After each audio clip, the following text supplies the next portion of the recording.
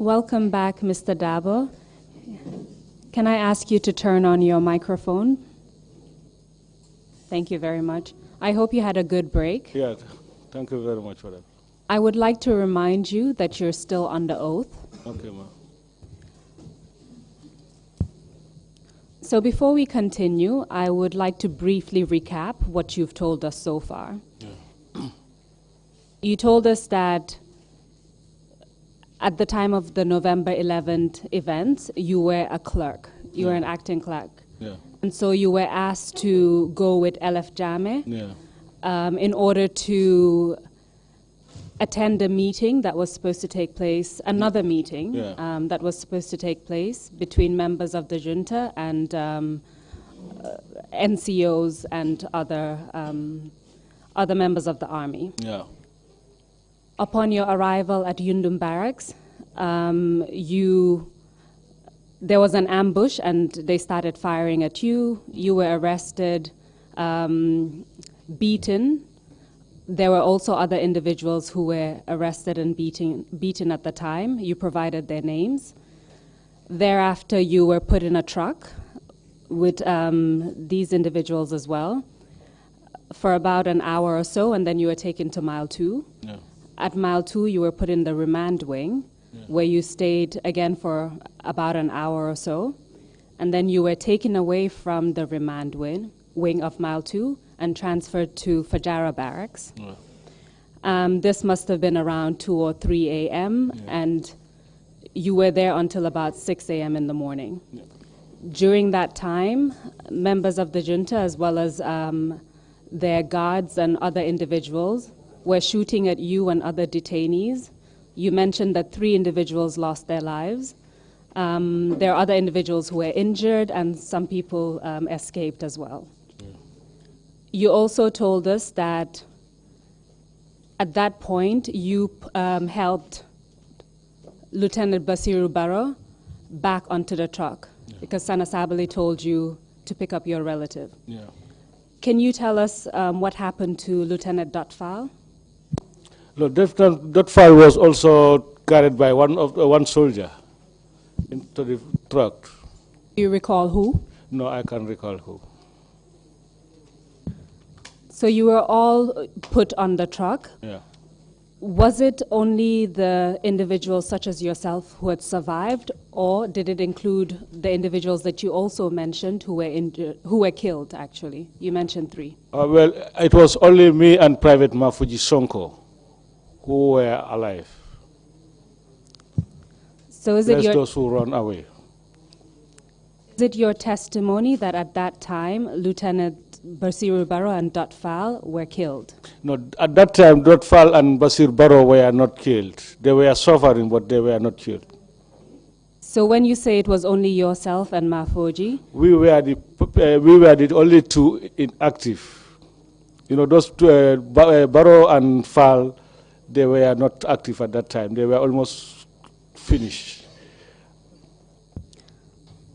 So apart from the 4 of you, who else was put in that truck before it left Fajara Barracks? No, we were the 4, and those who were dead were all put in the truck.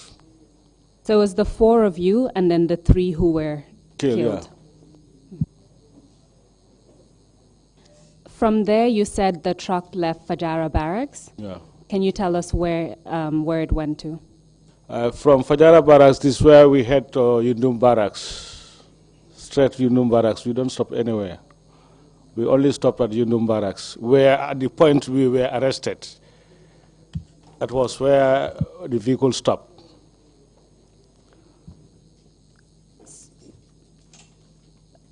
So you were in the truck with these individuals. Did you go to Yundum Barracks alone, or did any of the other people who were shooting at you? Yeah, we were all, it was a convoy. We were all gone with the juntas And the guards were behind the trucks, others were inside the trucks.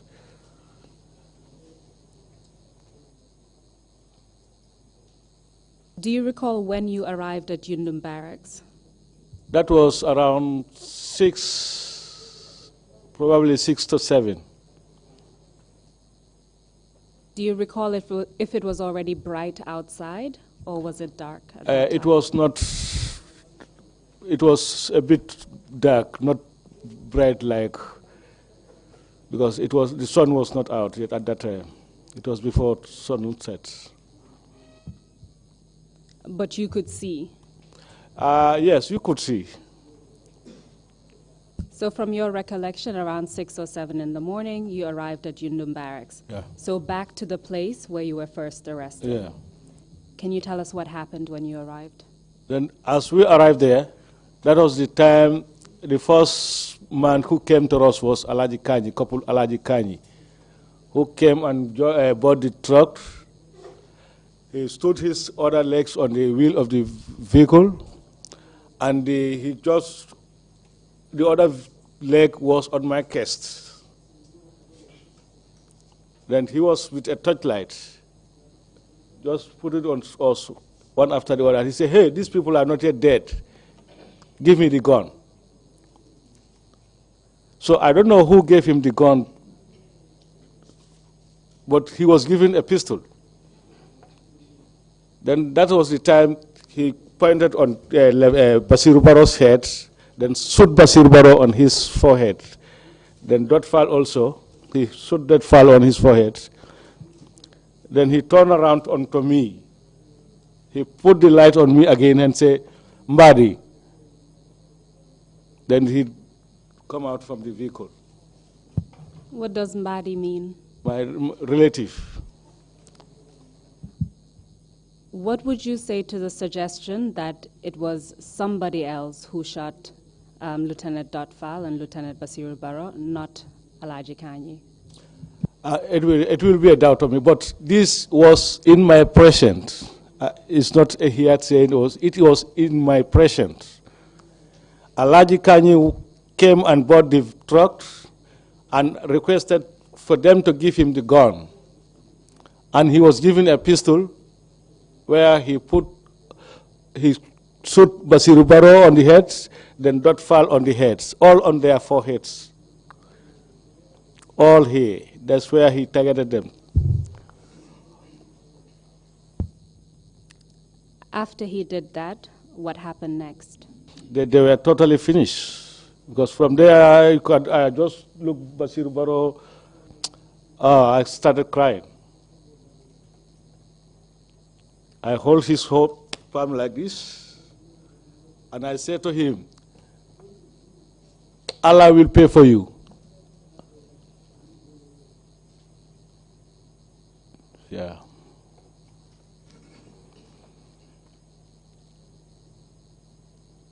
You know, Dotfal also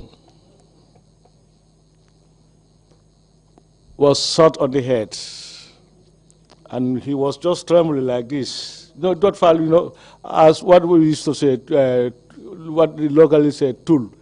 There are certain jujus that people used to eat. When you eat, if you are about to die, maybe you feel something pain.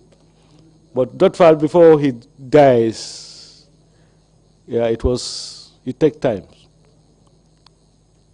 What do you mean by that? Well, you know, locally we call it jujus, or these jujus called tools. You know, some people used to cook and eat.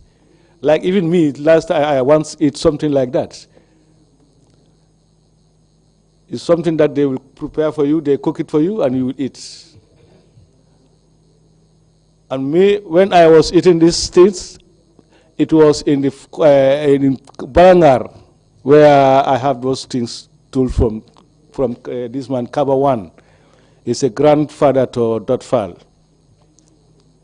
When I was posting at Farafenye, I used to go and meet that old dad in Balangar. That's where I have those things. I don't know what day, but I told him that, look, Pa, Me, I don't have anything on my body, and I want you to help me. He just looked, laughed, and said, okay, wait. As we were chatting, he go inside the house, come back later, after he bring me a porridge, tell me that, come and eat. Then as I was eating the porridge, after eating the porridge, he came with a knife behind me, started hitting me with the knife. I said, what are you doing? He said, you say you don't have something. I give you something. I'm giving you something. Then we laugh. Then after, he tell me, go. So it is your testimony that something like that must have happened to Datfal, which is why he didn't die immediately. Yeah. What could you observe from his body prior to his death? What? What could you observe from his body prior to his death? Because I'm trying to understand what you mean by it took a while for him to die. Was there anything in particular that you recall? No, he was just trembling doing this, and the case was making sounds. It takes so many minutes before he stopped breathing, so hard breathing. And was that before or after he was shot? After he was shot. After he was shot. So, according to your testimony, the two of them were shot. Yeah. What happened next? Did you stay in the truck or did something else happen? No, that was the time Sana asked, how many are left there? Come down. Who was he speaking to? Sana was speaking to Alaji Kanyi. Then Alaji Kanyi is the one who told us to come down. And that time also, Sana told me, bring down your relatives. So again? Again, yeah. Then again, I have to board the truck, get Basir Baro until up to the edge of the vehicle. Then I drop down, I take him. He told me to carry him to the guard room. What about the body of Datfal? A soldier also carried Datfal again.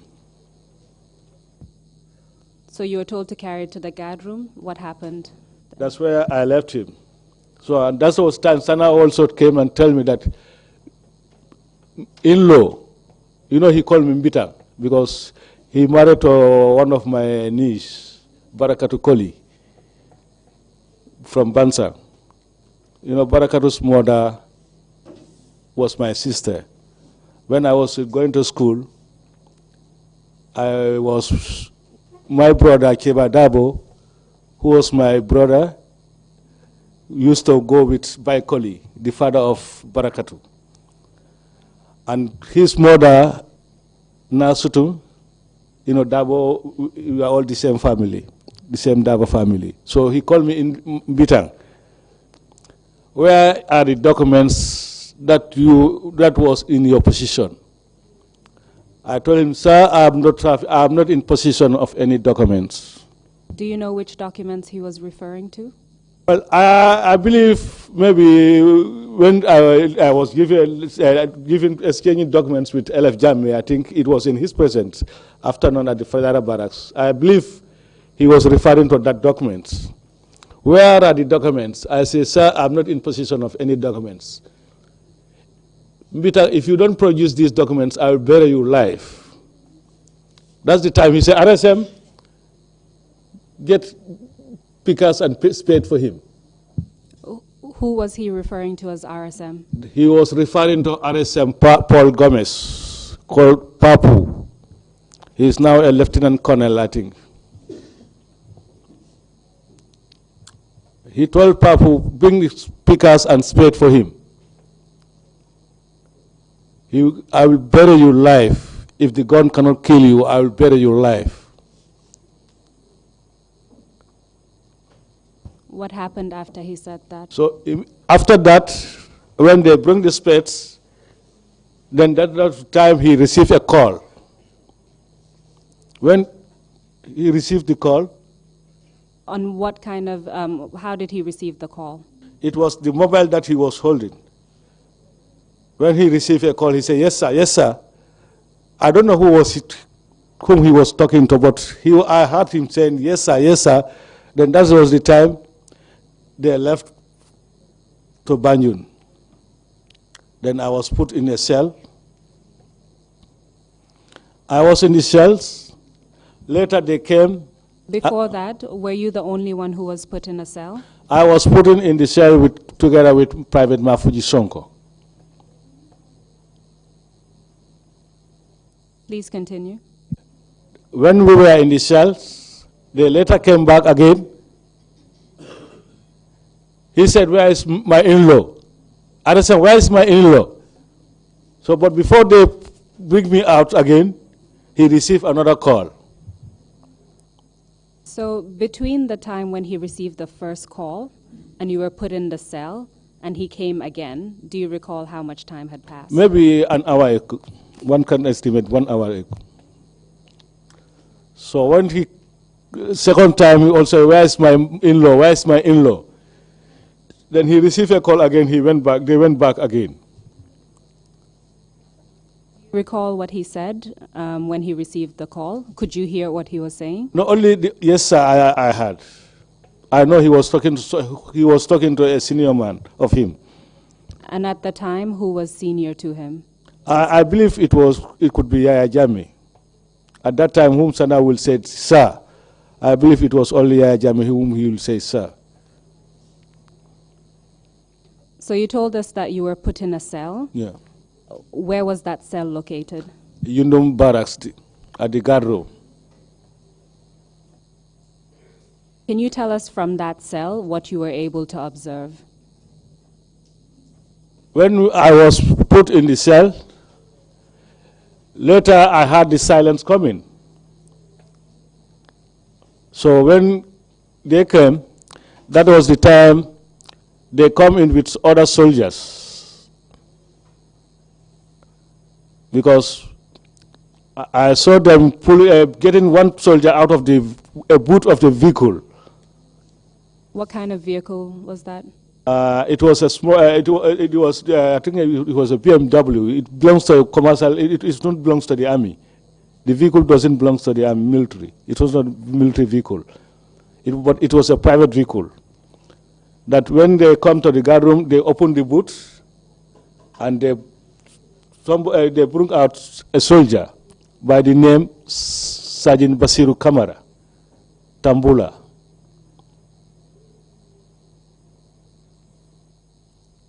Do you recall if Sergeant Basiru Kamara had any particular appointment at that time? Was he in charge of any? Sergeant Basiru Kamara was, I believe, at that time he was a driver.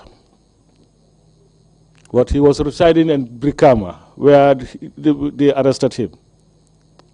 Was he a driver for any specific individual, or was he just a driver in general? He was a driver at one infantry battalion. So just to be clear, from where you were in the cell, in the guard room, how is it that you're able to observe all of these things? You know, the guard room, immediately when you enter the camp, after the first gate, that is the armory that you have first. And the cell has small windows at the sides, where if you stand, you can see any movements around the area.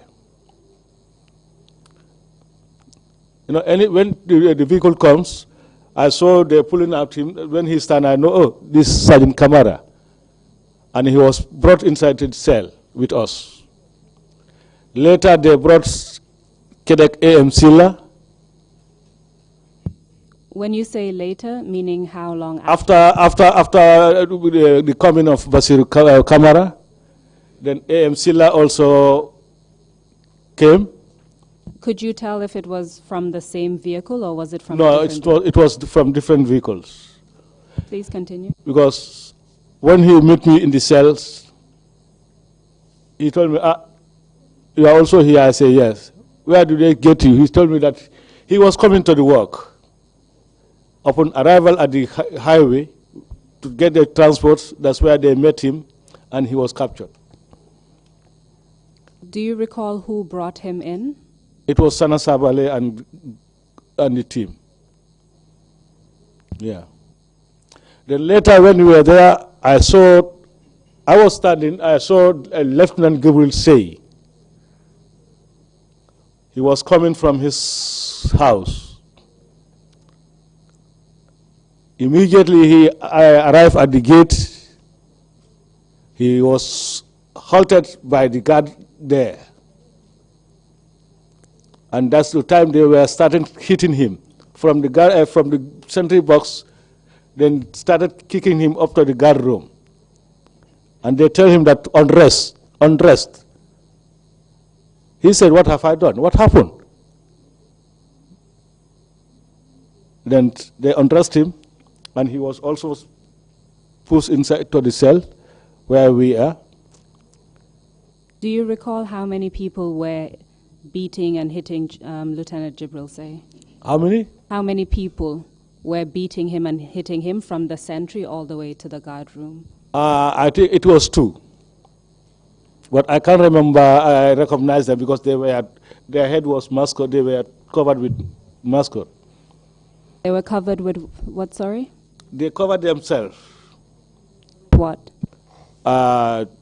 It's just like, it's a small piece of cloth, seems like when you see it, it's like a net, fishing net, but the small sizes. What color was it? It was green color. Green. Green, yeah.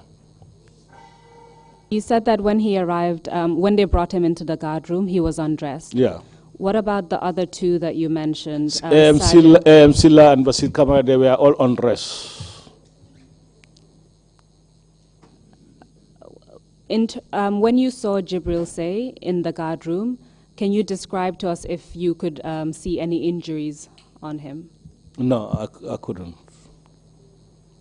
And as far as you know, were there any injuries on Sergeant Basiru Kamara as well as A.M. Silla?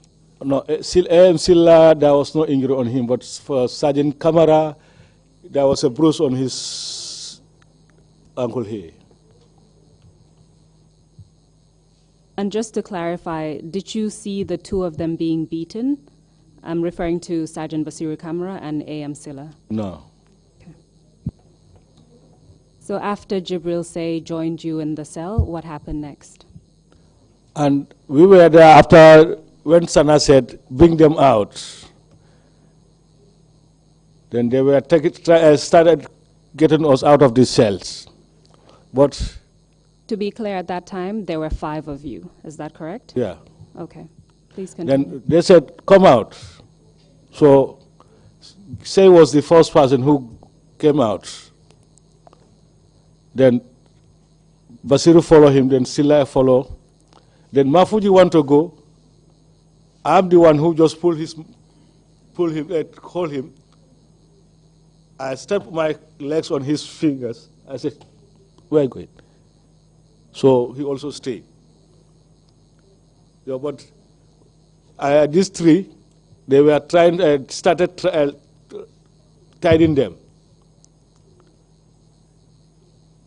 Their legs were tied, their hands were tied back, and they were put inside the vehicle.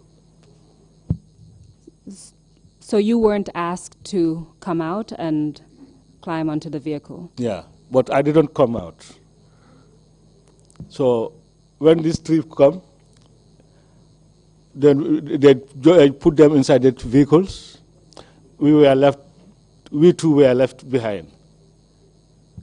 And which vehicle were they put in? Was it the same truck that you were it was in, not or a was truck. it a different vehicle? It was not a truck. It was, I believe it was a Land Rover. A Land Rover? Yeah. Do you recall what color it was? The military vehicles are on the same, always green colors. So it's a military vehicle? Yeah, it was a military vehicle that they were putting in. Can you tell us what happened after that? And others were there added to them, but those people who did not come to the cells.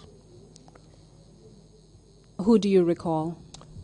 According to the people, when we were, after coming from from the range, I had Alaji Kanyi personally. when they entered, Alaji Kanye was holding a bayonet.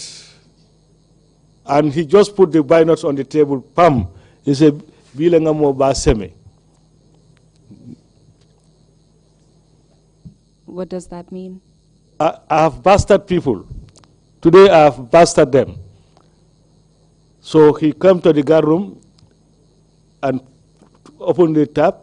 Then he was washing his hands because all his body was with blood.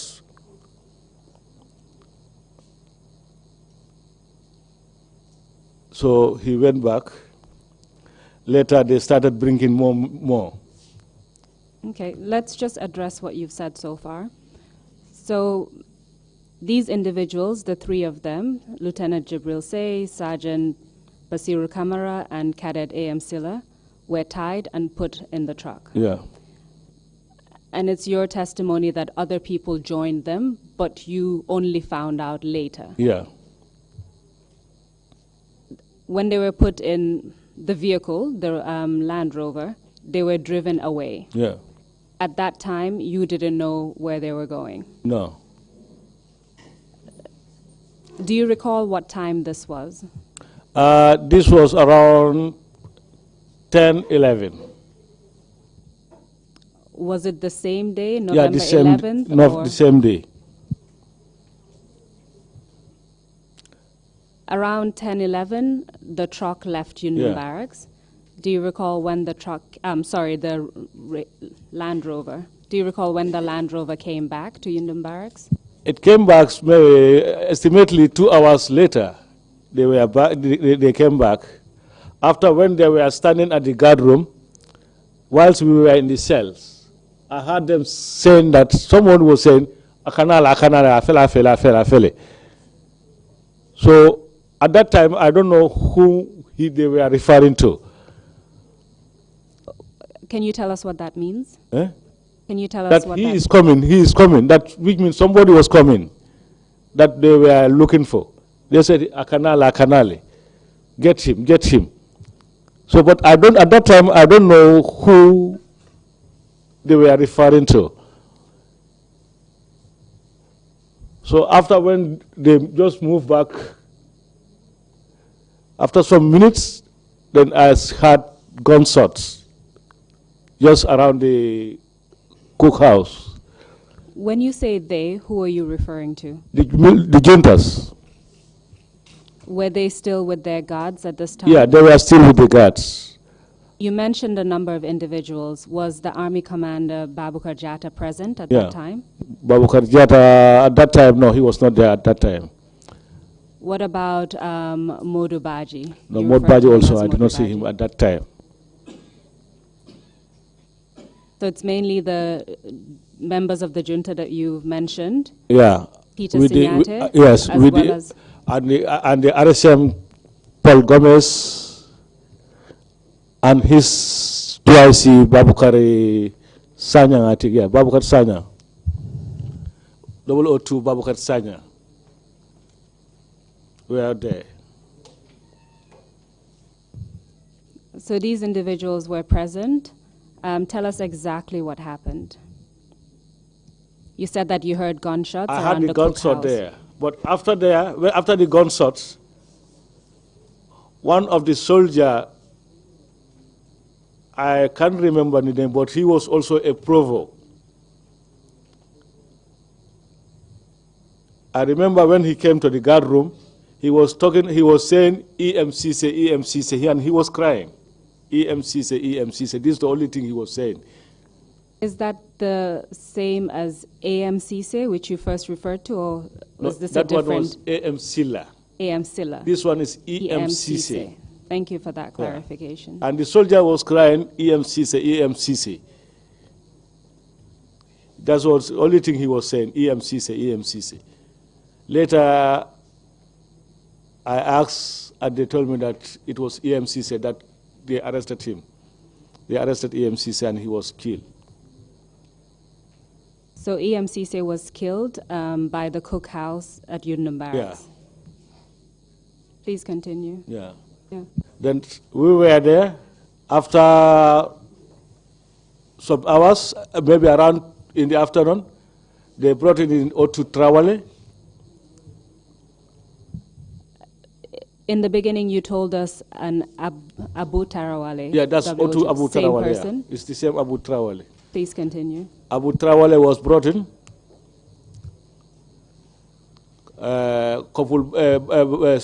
This man, Sergeant Sidi Manjang was brought in.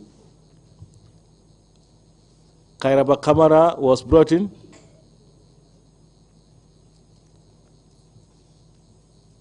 Lance Corporal Modunjai was brought in with injuries, because when he came with the injuries, I asked him, what happens to you? He told me it is Peter who shot me on my legs, on his foot. Which Peter was he Peter referring Singati. to? He said it's Peter who shot him on his foot. He was bleeding. So these individuals were brought to the guard room. And Kopul Jallo also was there. Mm-hmm. Do I mention Kairaba Kamara?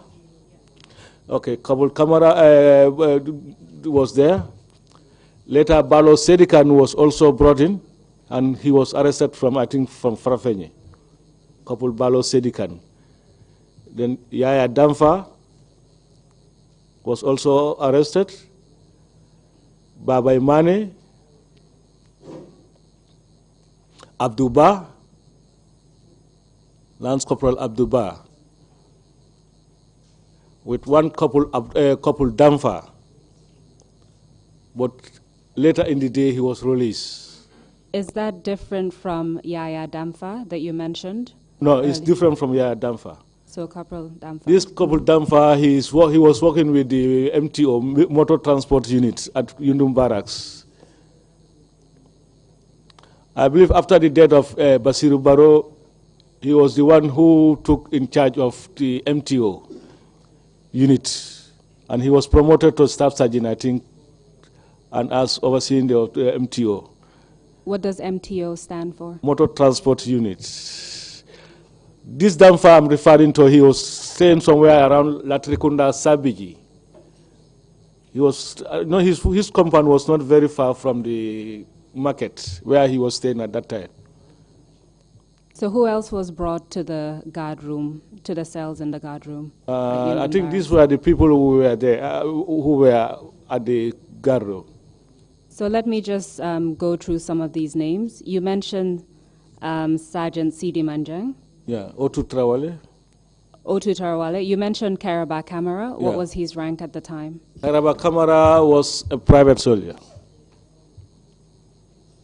You mentioned Balo Sedikan. What was his rank at the time? Balo Sedikan was a corporal. You mentioned the Corporal Jallo. Do you recall his first name? Corporal Jallo, I believe, is Ablai Jallo. He's a medic. Yeah, he's a medic. You mentioned Yaya Damfa. Do you recall his rank? Yaya Damfa was also a corporal. I believe now he's, I don't know, a captain or a lieutenant with the Guinea still. You mentioned Bye Bye Mane. What was his rank at the time? Bye Bye Mane was a private soldier.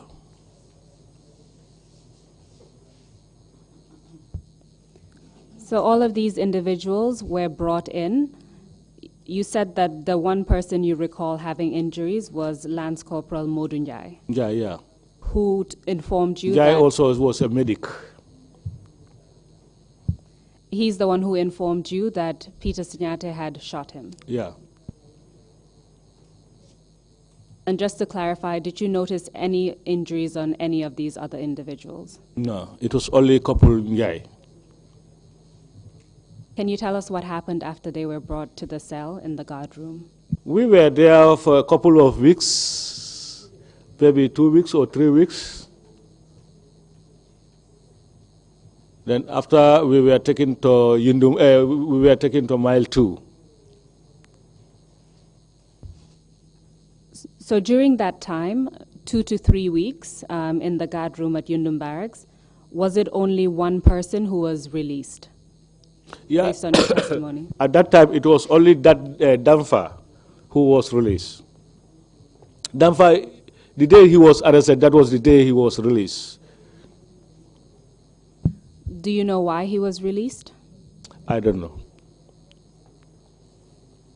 During the 2 to 3 weeks that you spent at the cells in the guard room at Yundum Barracks, did anything happen during that time? Did you find out any further information about the events of November 11th? Well, that was the time we started asking each other, what happens? Some say it was a coup that was planned. Some say it was not a coup.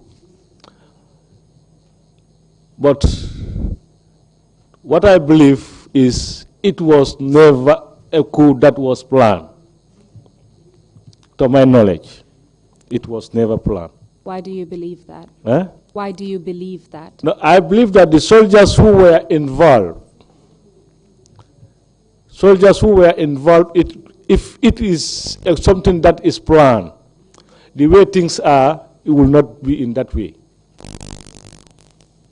Because I believe the soldiers who were involved in this case were the brains of the Gambian National Army at the time. They were the sole brains of the Gambian National Army, I believe, at that time. And I believe if it was planned, it will never be failed. Because each of these NCOs, I believe in them that they were proper soldiers and they were fully trained.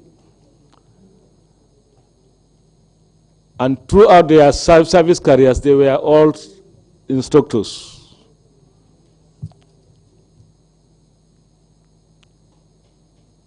During the 2 to 3 weeks that you spent at Yundum Barracks, did you see any of the members of the junta during that time? It was only Peter Singati. Tell us about that. Who normally comes, because he came to there more than 3-4 times. When he comes, he will just tell them to open the cell for him. When they open the cell, he will just march towards me directly, holding a pistol on his hand. But when he comes, when we were faced, he just bent his head, move back. Until after my release, one of my soul friend, Geraba Bojang, he's a native of Brikama. When we meet, what he first told me was like Dabosima. He said Dabosima. I said, why are you calling me that name? He said, you see, our 4 times that we were coming to Yundum, we only come to eliminate you. Because Peter will be sitting with them and will tell them that today, Dabo is strong-headed, but today I'll get him. Was there any particular reason why Peter Sinyate would target you in particular? Anyway, Peter, I was working under him directly because he was the commandant of the training school and I was the acting chief clerk at the time. But before he was brought to training school, I believe there was one time when we were at Farafenyi. That was a time when this terms and condition of service was approved. So when there was a message that the soldiers who were not living in the barracks, their names should be reported to the army headquarters for them to be given house rent. At that time, my commander, Colonel Saliuku, was at Banjul, Yundum, at the army headquarters. What nationality was Colonel Saliuku? A Nigerian. When I received the message, at that time we were attached to Farafenye, but we don't have any accommodation there. We were only given 2 rooms office, and our other room was joined with the other room of the 2 infantry battalion. And the officers were given, Colonel Saliuku was given a room. I believe Yankuba Ture and Sana Sabali, they were joined in one room. And the other room, like Conte was there. These were the only people who were issued accommodations. But the rest of the NCOs did not have any accommodations. How did that lead to an issue between you and Peter Sinyate? This I'm coming there.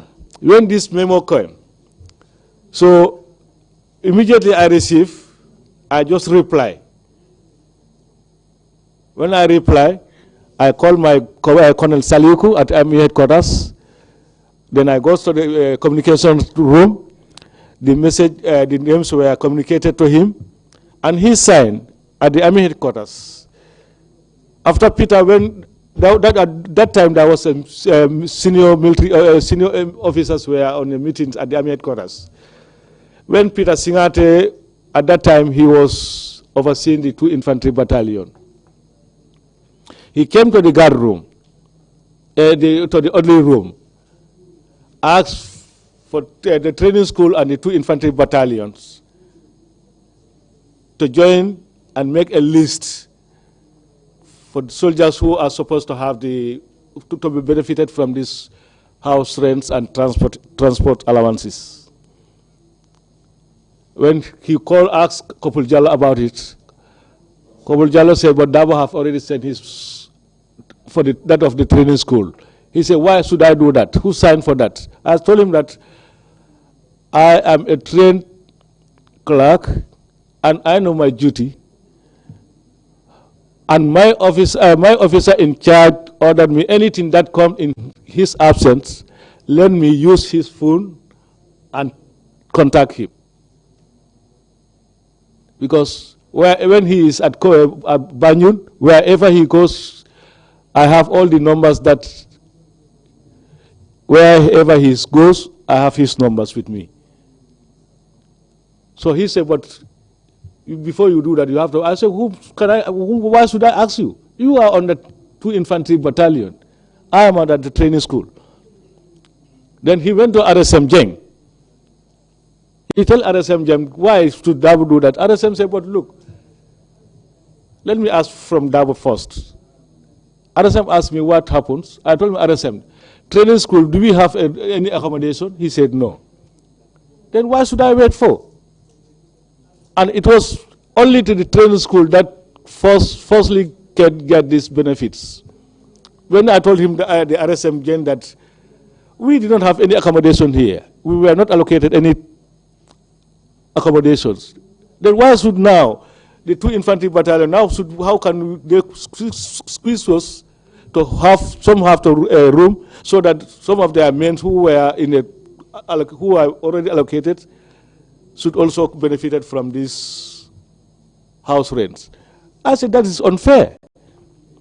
RSM told me, just knock my back and say, bravo. He told Peter about this is a separate unit. From there, I used to take my time on his side.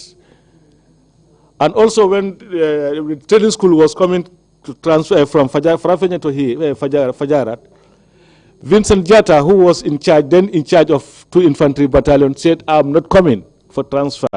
Peter said, I'm coming, because they were all of them want to work with me. Peter said he's coming with me. Vincent said, I'm not coming, I'm going to stay at Farafenye and I'll work with him. Until he told Peter that, look, you are a junior man to me. Last order, I said he is not coming. Then I just look, Peter, I just do this. Whilst everything was inside the truck, this is how I leave the camp. I've gone some meters after the camp. That's where I stay and wait Peter and others to come and join. But when we came to Fajarat, me and Peter, since from that point, we always take our time. And there was a point when I went to Abu Trawala and I told him that, look, me, I want to transfer. I cannot work with Peter. Because Peter is an infantry soldier. He knows nothing about administration. And the way he was trying to take administration And the way I am trained, we cannot cope. This I know about him.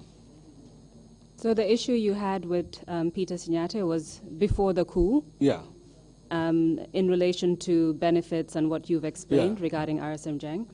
Thereafter, he still wanted you to move to Fajara Barracks Yeah. and work with him. Yeah. But your testimony is you had a difficult relationship and you wanted to transfer. Yeah. So you feel that he targeted you for that reason, is Yeah. that correct? So you were at Yundum Barracks for about 2 to 3 weeks. Yeah. After that, where did you go next? We were taken to Mile 2. So before we move to Mile 2, I want to ask you a question in relation to your time at Fajara Barracks. Yeah. No, for Unum Barracks. I'm moving a step behind to Ah, Fajara okay, Barracks. okay. You said that you were at Fajara Barracks between around 2 or 3 to 6 in the morning. Yeah. Do you recall if there was any shooting at that time at Fajara Barracks apart from what happened to you? No, the only shooting that occurred at Fajara Barracks, to my knowledge, was the time we were paraded and the soldiers were behind us. They were firing at us. Thank you for that clarification. Yeah. So you were taken to Mile 2 after being in Yundum Barracks for about 2 to 3 weeks. Yeah. Were you all taken to Mile 2? All the detainees? No, I believe Abdullah was released before that. I believe. Because Abdullah was released earlier. He did not stay long with us. According to your testimony, do you recall if he went with you to Mile 2 or he was released before you went to Mile 2? Abdullah, I believe he was released before we reached Mile 2.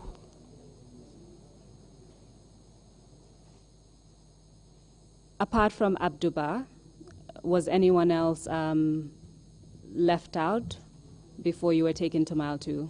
Yeah, it was only Abdullah and Damfa who were released at Yindo.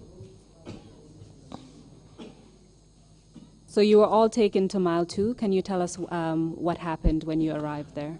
When we were taken to Mile 2, we were taken to the security wing number 4. When you arrived at Mile 2, were you told why you were being detained? No. I'm talking about you in particular. We were not told. You were taken to security wing number 4. Number 4. Can you tell us what happened? Upon our arrival at the security wing number 4, we met some officers there, senior officers there. People like the former IGP, Pasalajan, Dokuo, Chongan, Ibrahim Chongan, the former DIG, RSM Jeng, DIG? the Deputy Inspector General of Police of Operation,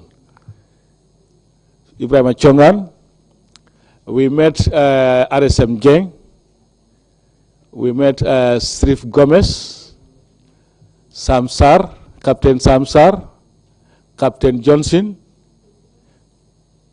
Captain Wilson, Captain Kambi, ASP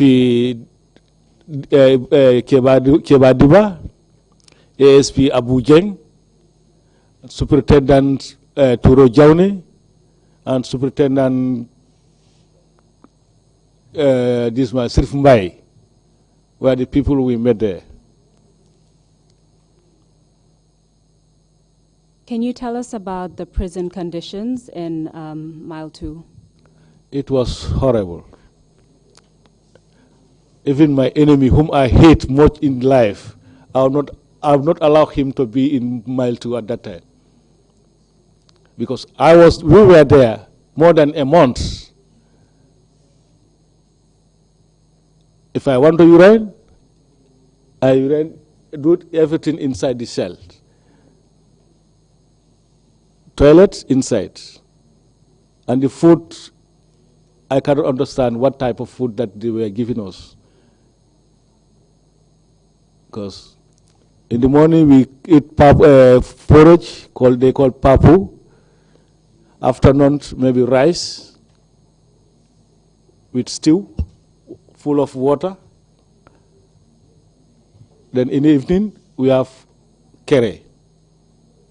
But normally, we don't, when they have this kere, when they come and ask us dry or wet or dry, we normally get wet ones, dry ones, for us to wash it ourselves. And the little left behind, that's the time what you can eat.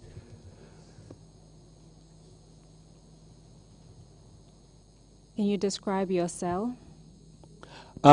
First time I was at the right end of the cell, just opposite to the toilet.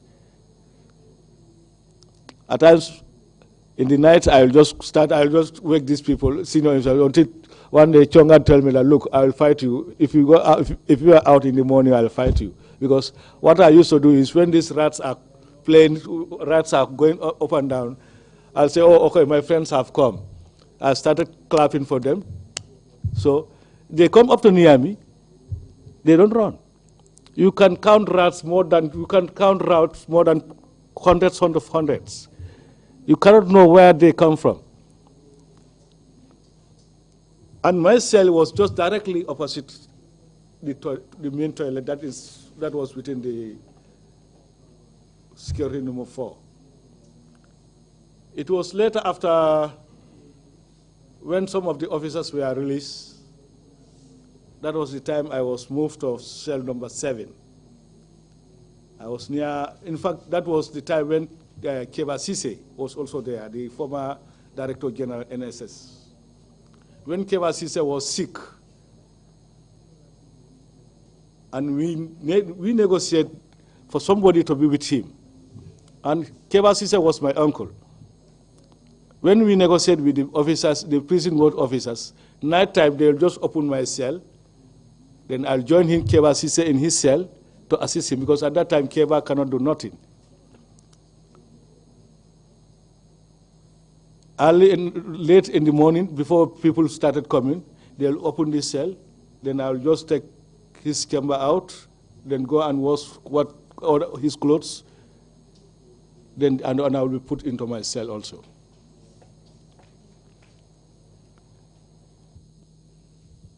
We were there until one fine day. I forget the date exactly, when we were issued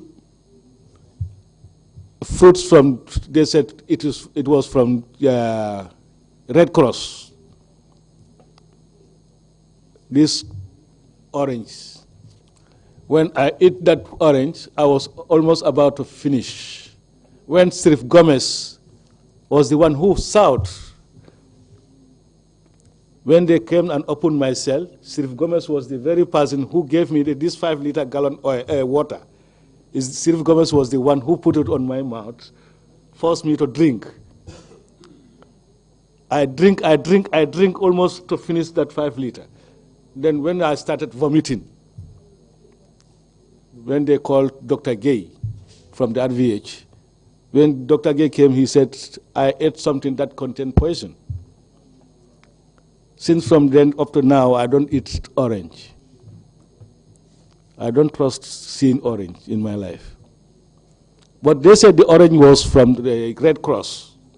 But I don't know how it comes, because we were in the cells, and they said these are the gifts from Red Cross. That was the time after when I think Red Cross came there with one BBC correspondent, Elizabeth Ohini. That was the time those things happened.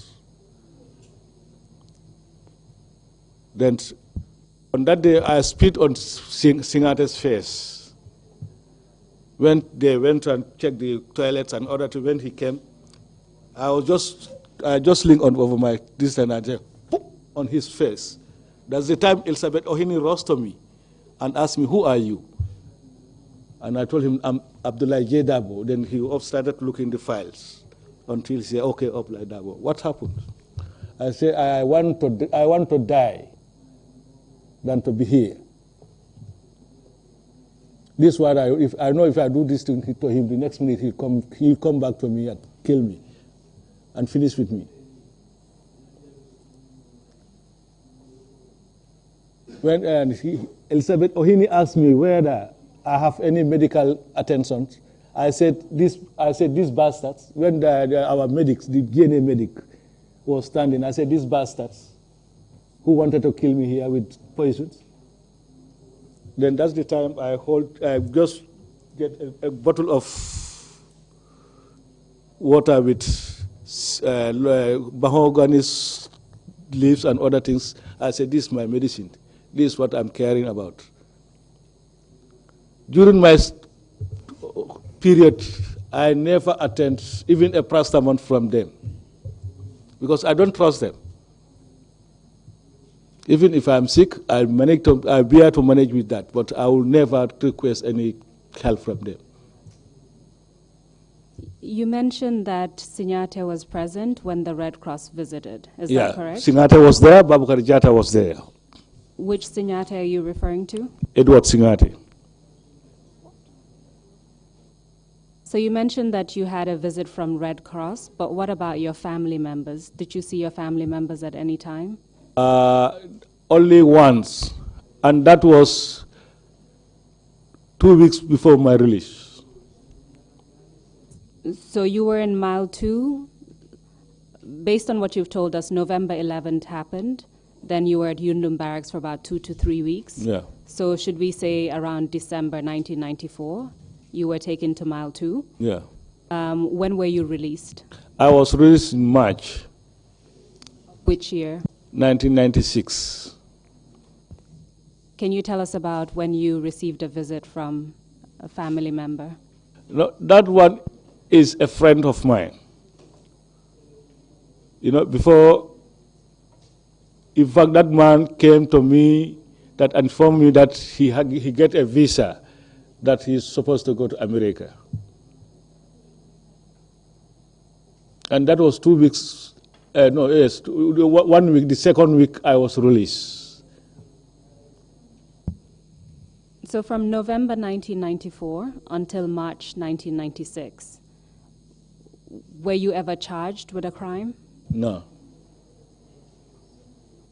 Was a statement ever taken from you?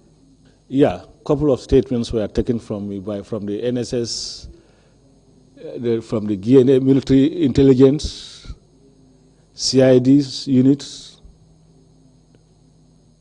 Can you tell us when those statements were taken? Let's take each one. So let's start with NSS. Well, the first one was after the first 4 months. When our statement was taken. Later, after some weeks, we were informed that we were supposed to go and appear before the commander. Which commander? The army commander. Was it still Babukar Jatta? Yeah, it was Babukar Jatta. Please continue. Then one day we were taken to Fajara Barracks to stand before the commander to see whether we'll be charged or not. But when we were lined up, Babukar Jatta came out and said, okay, you are here. But he said, why Dabo? Dabo is not here. Dabo is supposed not to be here. I told you that Dabo have no case to, according to the DPP, Dabo have no case to answer.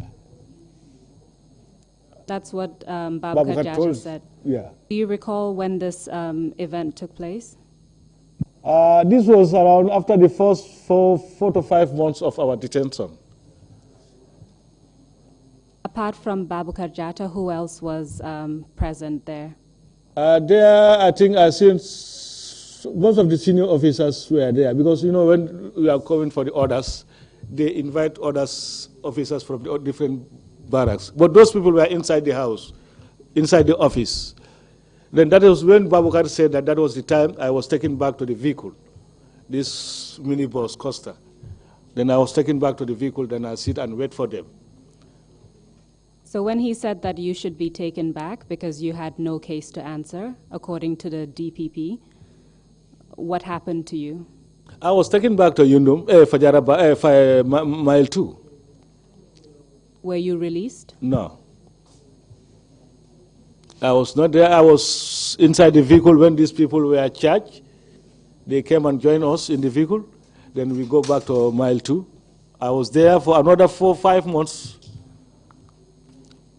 when I was taking, when Captain Juve, Professor Juve, he was the military police head at that time, came for me again. He said, Dabo, Lucky Dabo. That's what he called me. He said, Lucky Dabo, because today you're going to see your family. So he told me, hope you have all your baggage with you. I said, no, anything that I have behind, I'm okay for it. So did you see your family? I did not see my family. I joined him in his vehicle. We left mile 2 to Yundum Barracks, military police. I was sitting in his office when a telephone rang. He started receiving the call. But immediately after when he received the call, the way he looked at me, I straight away know something has come to him. Because Captain Juve looked at me more than 5 minutes. He cannot talk. He said, Dabo, I'm sorry. I get an information that somebody said he will produce an evidence against you. So you will be back at mile 2. I said, okay. Did he tell you who said that? No, he did not tell me that. But he said, one couple said, I don't know which couple, but he said, one couple said he will produce evidence against you. So you are going back. So when we were going back, first I was very annoyed at that time because he was talking to one Sergeant Jassy. He was talking to Sergeant Jassy bitterly that, look, this man's case, let nobody involve me again anymore. Let nobody involve me in Dabo's case anymore. You try to kill this man, you cannot kill him, you want to charge him, you have no ground to charge him. Why are you keeping him? Why can't he join his family? First I was saying that until he cried. I told him, sir, everything is in the hands of Allah. If Allah said I will die in mile 2, I will die in mile 2. I'm taking everything with food. Then this is how we reach mile 2. They opened the gates. When my colleagues see me, they were all surprised. That we learned that they were releasing you, now you are back again. I said, this is life. It's the army, it's the military, red or white. So I was there. You mean by red or white? Because somebody whom you said you are going to be released, there's something white. And later you said, no, he's not going to be released. Things are opposite. So this is why I say it's military. Throughout this time, were you given access to a lawyer? Never. You told us that you weren't charged. Never charged. Yet you remained in detention, detention until March 1996. Yeah. What led to your release? 1996, one day I was there when one private Ablai Bojang came and told me that when I was even playing draft with Chongan, Ablai just come and hit me, say, hey, Ndoke, get up. Today I'll dismiss you from my office. I don't want to see your face here anymore. Last time you come back. Now this time, I don't want to see your face. So then Chongan started clapping, say good luck, good luck. Everybody was saying good luck, good luck. Then we went. I went to the administrative center, where I met David Colley, who was then the chief officer there, and the deputy commander. David Colley told me that we get a letter from the army headquarters that you are released from detention, so we release you now. I told him, this is how I'm released? He said, yes. I said, thank you. This is how I left his office, then stand on the road. Luckily, the first vehicle that I saw was coming. I stopped the vehicle for a lift. Happened to be my cousin brother. And the brother, because he was not expecting me, he just passed for a long distance. When his younger brother was inside the vehicle, say, hey, look, but this is the lie. Then that's the time they came back to me and say, what happened? Where are you going? I say, I'm going to Army headquarters. I go straight to the Army headquarters. At that time, I met this man. This man was the commander at that time, Samsar. Then I went to the chief clerk straight. I said, Chief, but he said, Dabo, you are back? I said, yes, I'm back. He said, thank you. I said, but how? I am released. Nobody came for me. Only you are released. Chief clerk Otu Jah, at that time he was Abdul Karim Jah, told me that, Dabo, anything that you say, bear Allah. I said, okay, thank you. Then he told me that, go and have 2 days rest, then after you report to your unit. Then I do. After 2 days, I went to the training school. I reported there, I met RSM. This RSM, I'm talking Papu. At this time, he was the one in charge of the training school, as he was the commandant there.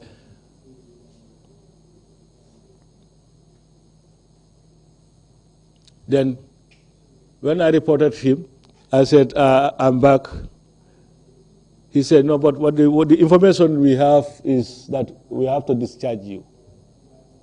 I said, yeah, okay, yes. I said, okay, thank you. I'll be waiting for you. Then I went home. After 1 week, I applied for my salary, because when I was on the detentions, my salary was not paid.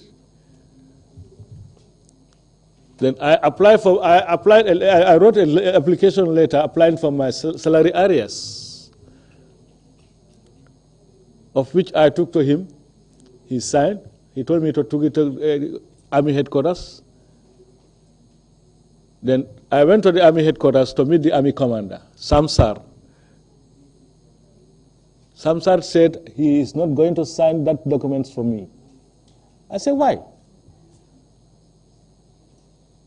As the commander of the Gambian National Army, and I'm a personnel of the Gambian National Army, you say you are not signing this. For what reason? He said, look, Dabo, get out from my office, or else I will take you back to where you were. So I told him that he will take me back to where I was. But can you remember that you were also one time there? If I should be back there next time, you will also follow me there. He even wanted to fight me there that day. And I told him that, look, Wednesday I'm coming back here. I'm coming back again on Wednesday. Either I'll go to mile 2 or I'll die, but this paper must be signed or I'll die. He told me that if you step on my office again, you'll see yourself in mile 2. I tell him that Wednesday, today is Monday, Wednesday, I'm coming. Then prepare for me before I come. When Durcham was standing, Durcham told me that Dabo, take things easy. I said, no, these are not easy things. What was Durcham's rank at the time? Durcham, at that time, I think he was colonel, lieutenant colonel, I think, I believe. He was the deputy commander at that time. Deputy CDS at that time. Major, that time he was a major. So Nurcham told me that, boy, he called me boy. He told me, boy, take things easy. I told him, no, this is not easy. I am arrested and detained for almost how many months? My salary is not paid. Now I'm asking for that. Now this man is telling me that if you should come to me, I will take you back to where I am. It's better I die. But Wednesday, I will either hook or hack, I will come. So luckily, that Monday, the following day, somebody among the Army headquarters came to my house and told me that, look, do you heard what happened? I said, no. He said, your man has been fired. I said, whose? He said, Samsad has been fired. I told him he's lucky. Then Wednesday morning, early in the morning, I asked where he was staying. Then when I know where he was staying, early in the morning, Wednesday, early in the morning, I wake up, I go straight to his gate. I start maybe some meters away from his compound. I stayed there until he came out from his compound.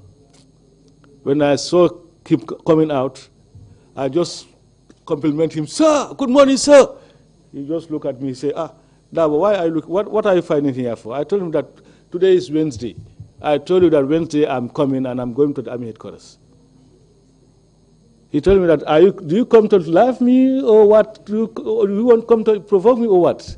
I told him that, look, I tell you that Wednesday I will come, either I die or my paper is signed. From there I continue straight to the army headquarters. Upon my arrival at the army headquarters, I met Nur Cham, who was coming from upstairs. Then when we meet, he goes, hey, Jara boy, don't talk, don't talk. This is how he called, he said, come. He just go and sign all my documents. He said, go to the finance. I don't want you to comment. Because last time you comment to someone here, and he's out. Now today, don't comment on me. So this is how he wrote, he signed all my documents. Then he told me to take them to the finance. So were you paid all the arrears that you were owed? Yeah, the salary arrears I was paid. Later, I went back to the training school again, to Paul Gomez. I told him that now I want to know my fate. He told me, okay, go tomorrow, you come. And I told him that, but look, remember that last time when I was under detention, you came and tell me that you have something for me from my former boss, Colonel Saliuku. Where is it? He said, no, when you come next Wednesday, then I'll bring it for you here. So the following Wednesday, after I went to him again, when I said, yes, sir, good morning, sir, he only just pulled out my service, I think he's with me here.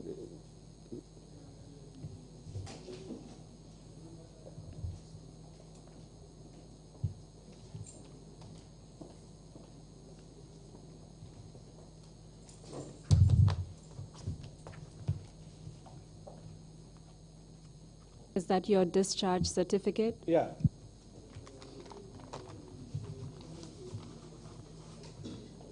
And this is what he gave me, that I'm discharged from service under Section 85 of the Gambian Armed Forces Act.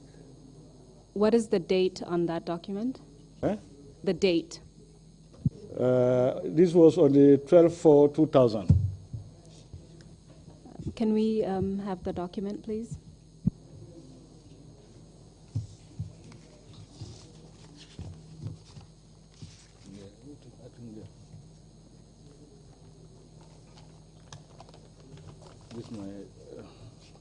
This is my appointment letters. Yeah, appointment.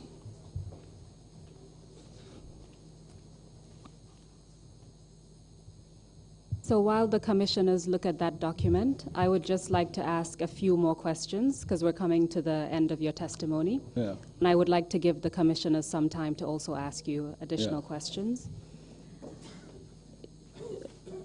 You mentioned earlier that Abduba, Lance Corporal Abduba, was released before you went to Mile 2. Yeah, I believe. What would you say to the suggestion that he went to Mile 2 as well? Well, Abduba, to my belief, he was released very early. You know, Damfa was the one who was first released, because Damfa was released the very date he was arrested. But for that of Abduba,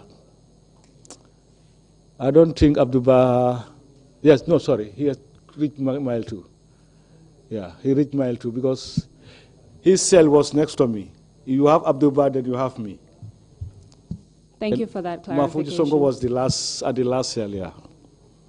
Thank you for that clarification. While you were at Mile 2, are you aware if any members of the junta were brought to Mile 2 during that time? Can you tell us about that? I think it was around January 95 when we were playing draft. A prison officer came and told us to go back inside the cells. Chongan asked why. At this time we go back to the cells. What happened? What is coming on? He said, no, we have an order that we have to go to this. We have to suspend all your breaks. So this is how we get up, we enter the cells. No, but we were very curious about what is going on at this time.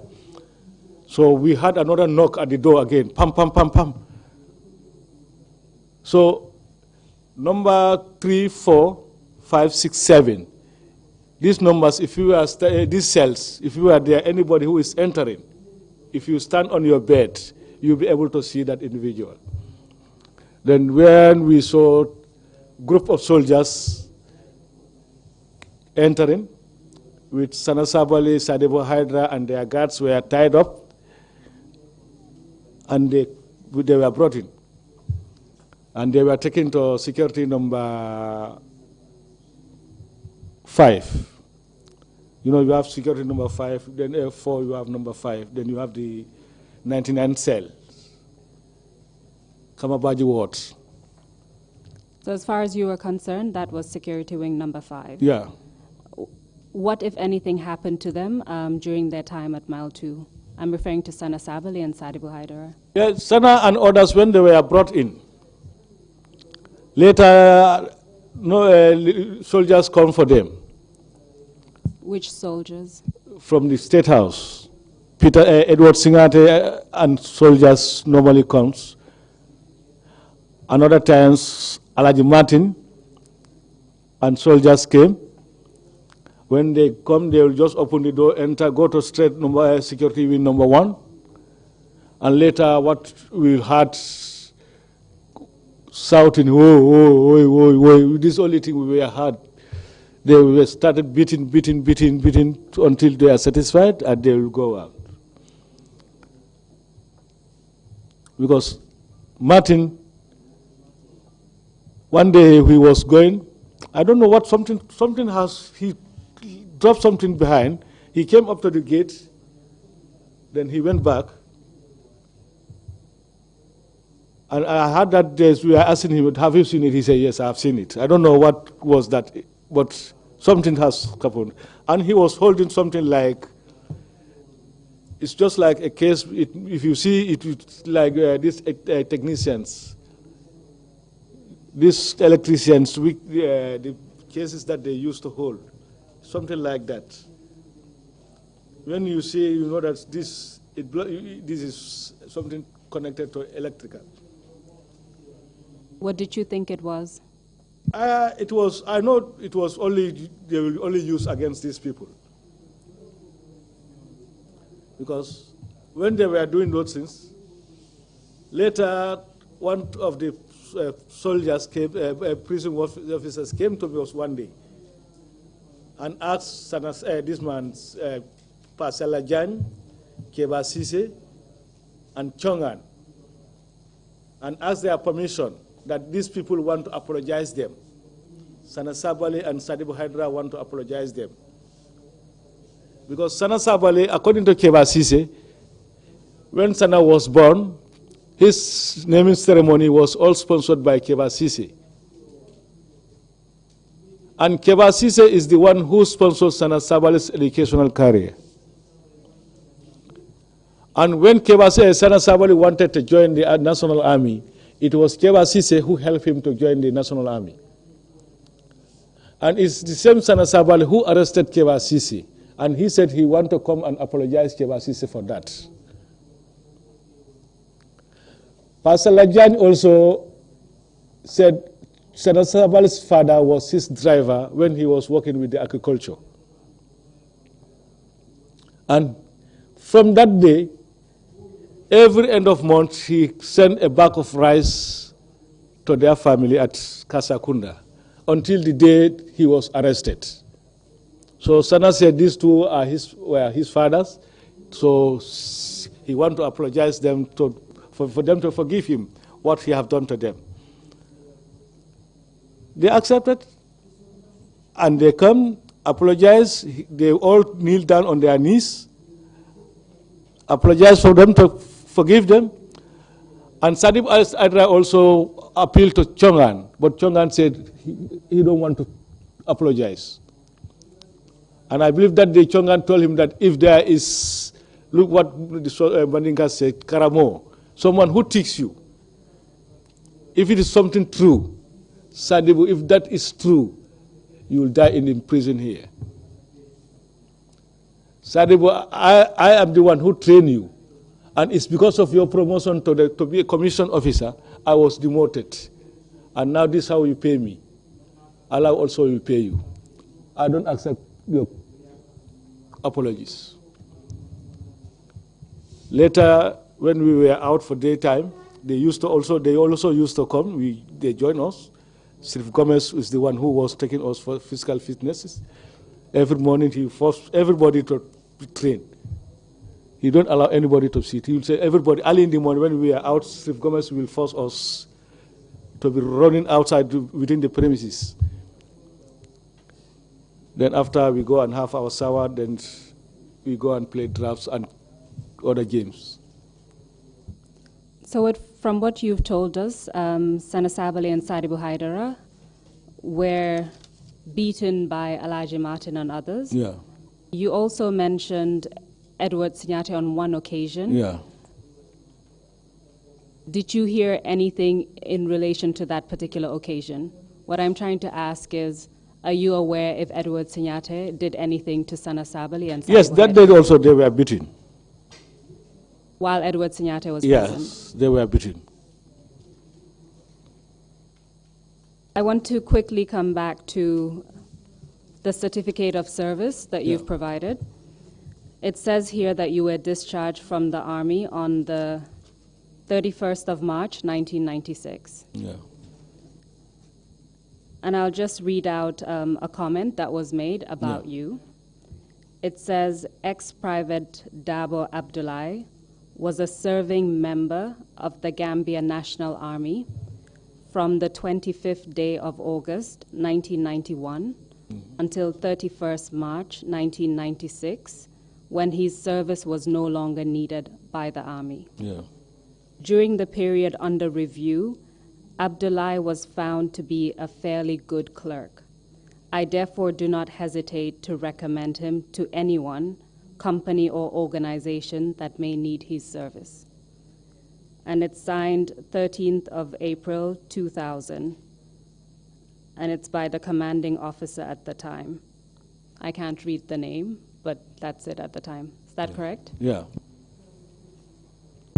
Thank you very much for that. My last question before I hand over to the commissioners is that you were imprisoned for a very long time, almost about 16 months. You were never charged, and you were subsequently released. Can you tell us what impact that had on you and your family? Well, the impact on me is because as a young soldier, and when I was released, and the condition that I met my family, especially my mother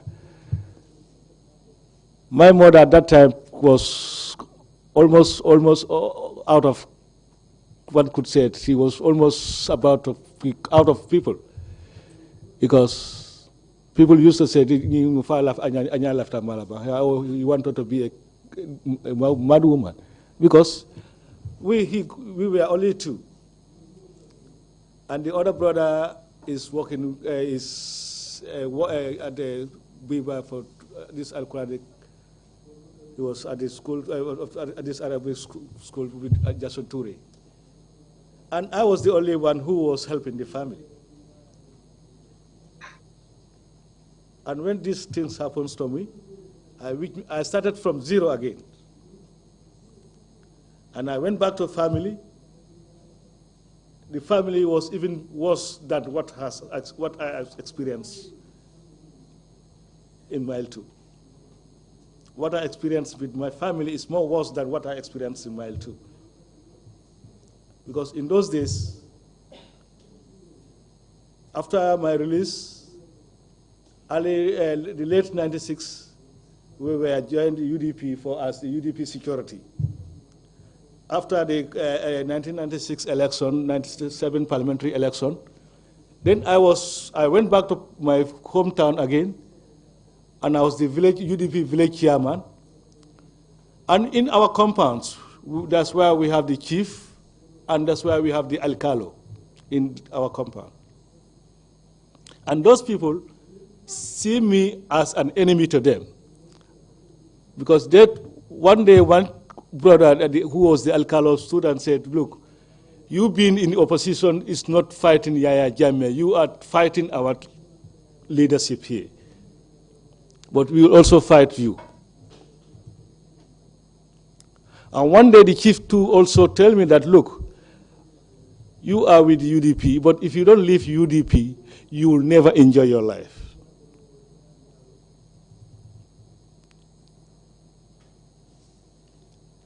And as a family, we are staying together. I cannot do anything without them, and they cannot do anything without them. If they should tell me such things, how will I feel in the society? At times, if I'm living out of my house, I cannot use the main gate, the compound main gate. I used to use the back gate in order to avoid them.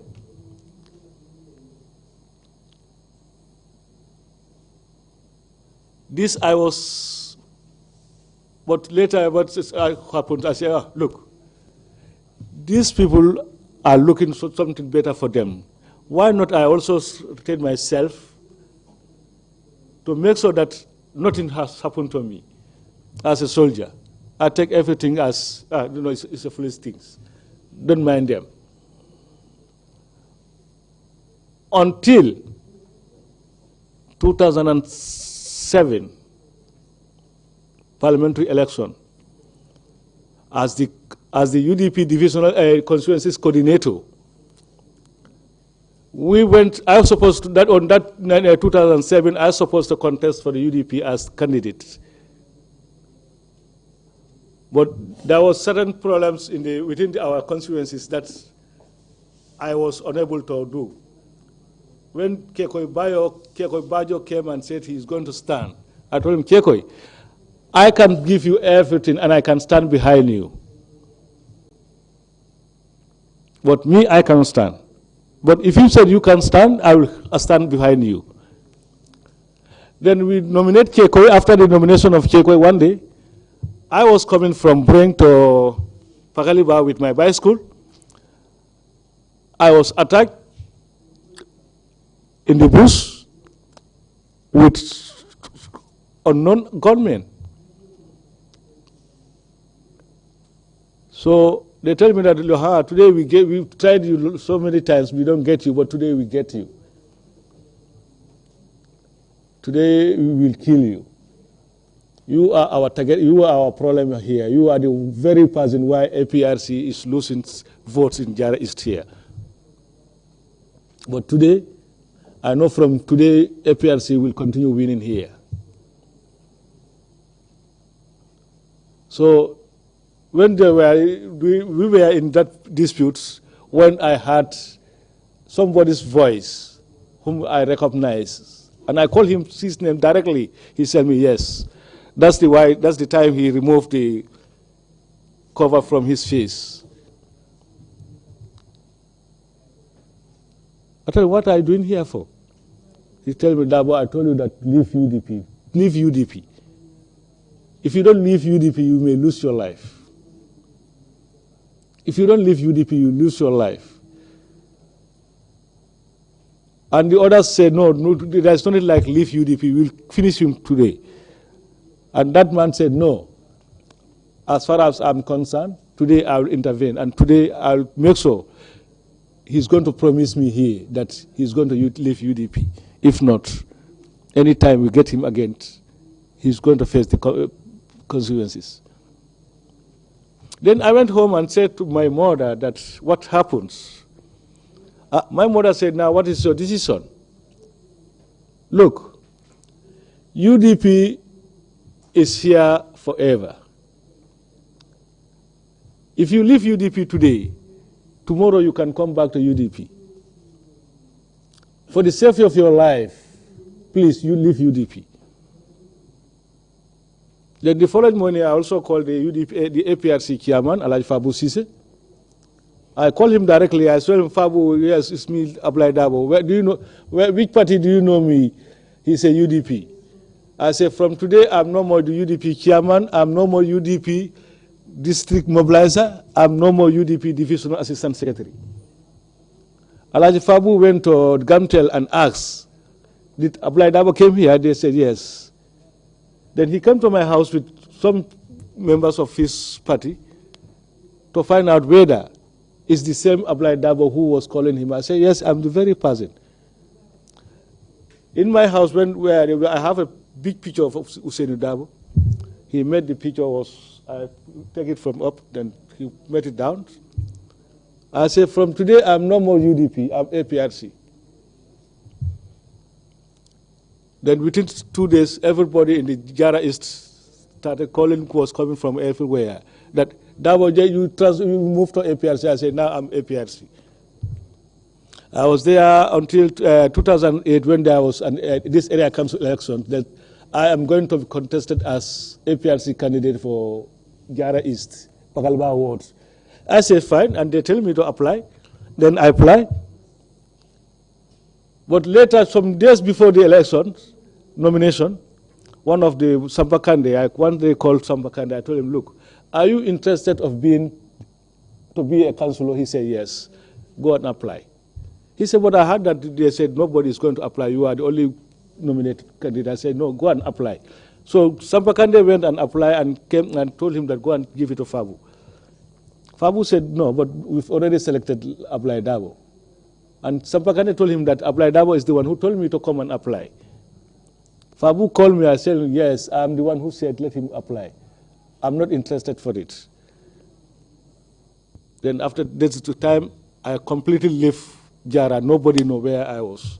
I at times go to Casamas, maybe some weeks come back to Gambia. Then I'll not go to Jara, I'll come to Combo here. This is how I make them lost me completely. Nobody know where I am. Up to date, I have never participated in any political activity. Even where it's a group of people, when I see a group of people, I'll avoid them. Well, Mr. Dabo, thank you very much for that. I will leave it at that. Thank you very much for testifying. I will hand over to the commissioners in case they have additional questions. Thank you. Thank you very much, Council, for that, and thank you very much, Mr. Ablai Dabo, for your testimony. One quick question, which is not intended to allude to your state of mind, rather to know the situation that you were in Mile 2, and perhaps an indirect commentary on the conditions in Mile 2. When you referred to clapping in the middle of the night, hundreds of rats coming to you, how long did that event go? Was it for months?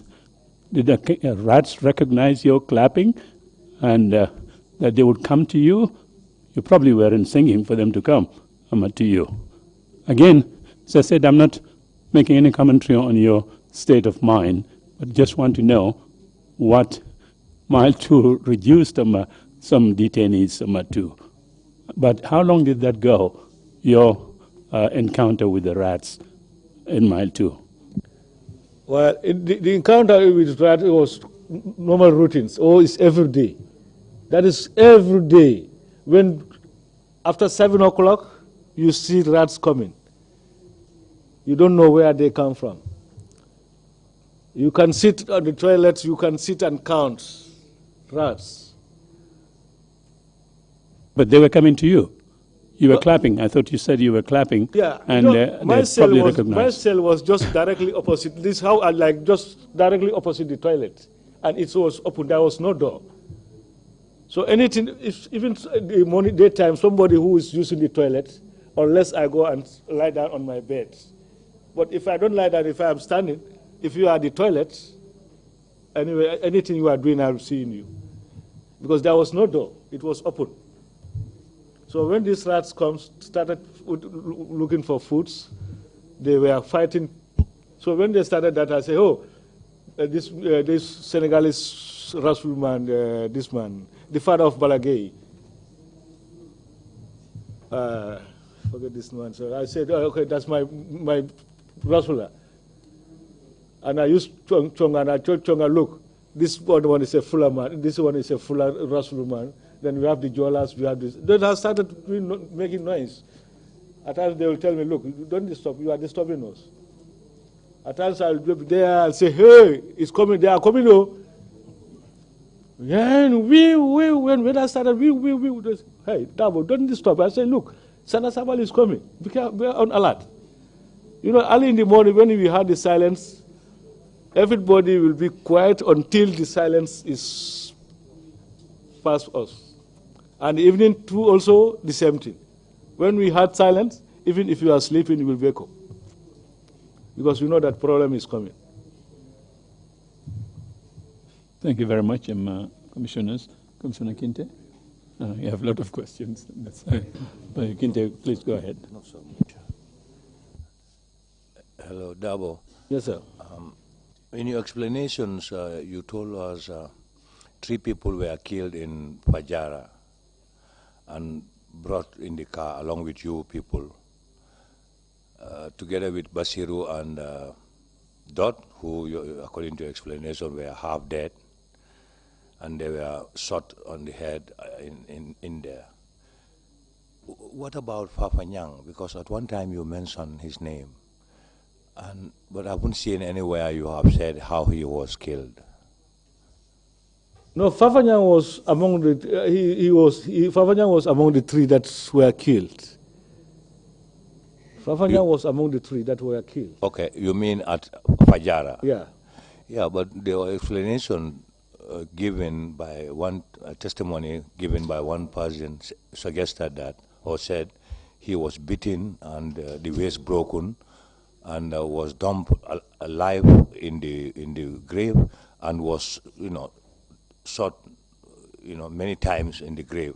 While, those are conflicting. That's why I thought, I was worried which one of the stories. No, Fafanyang was arrested on the first phase. Fafanyang was arrested on the first phase. Fafanyang was arrested together with Basir Baro and others. Yeah. Thank you. Commissioner Carr? Thank you, Mr. Chairman. Commissioner Carr, I want to ask how you were able to survive when you left Jara and went into Casamas and also coming to Combo. Well, I used to call myself, I'm a rubber man. And any work that I have, that's what I do in order to have money. If missionaries are going, I go with them. If the laborers are going, I go with them. At times I go to the fishing. When I go to Casamas, I go to Kafunting, that's where I use for fishing. Because me, I have no destination. Where to have money is fine for me. Yeah. So the second question is, did your family know whether you were detained, when you were detained, and were they allowed to visit you? Well, my family were not informed, because when we were at Yundum, I remember one day my uncle used to come and they would tell him that, look, we don't know who is Dabo. One day I was just standing over the window. I saw my uncle talking to the guards at the gate. Then I said, Bambung, Bambung, because that is the nickname for him. When I say Bambung, Bambung, he turned around and he told him, look, you say you don't know Dabo, but the one I'm asking, he's the one who is calling me this name. Because without him, Dabo, Bambung, the person who will call me Bambung is going to be someone who knows me very well. And this man who was shouting my name, Bambung, Bambung, can I see him? And they tell him, no, you cannot see him. So I never see any of my family members throughout my stay at detention. Thank you. Deputy Chair. Adelaide. Thank you, Mr. Dabo. I just want to understand this discrepancy in your discharge. You were discharged on the 31st March 1996, and the document was signed on the 12th April 2000. Can you please explain the discrepancy to me? These intervals, when at times you go today, they'll tell you, okay, go next week, we come. This is how it moves until this day. Yeah. Thank you very much. Commissioner Jones. Yeah, okay. Yeah, I will.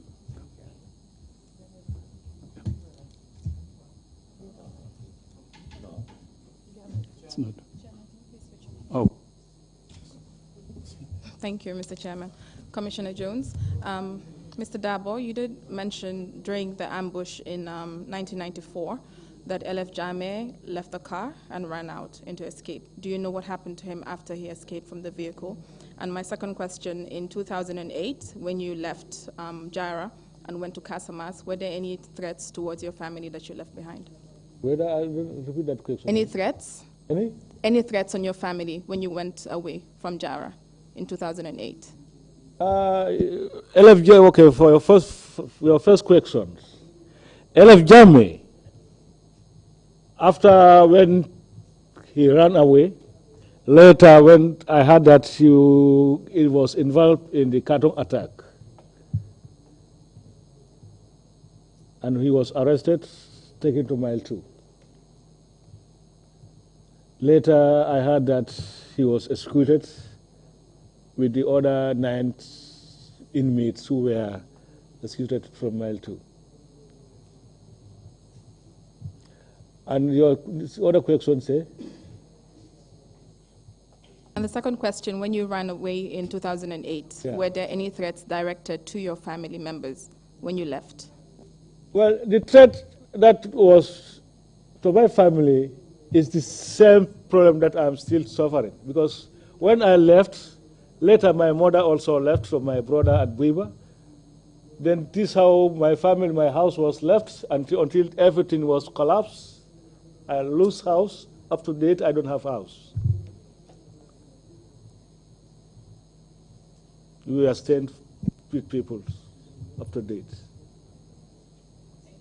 Thank you. Thank you very much, Commissioner Samba. Yeah. Good afternoon, I'm Commissioner Samba.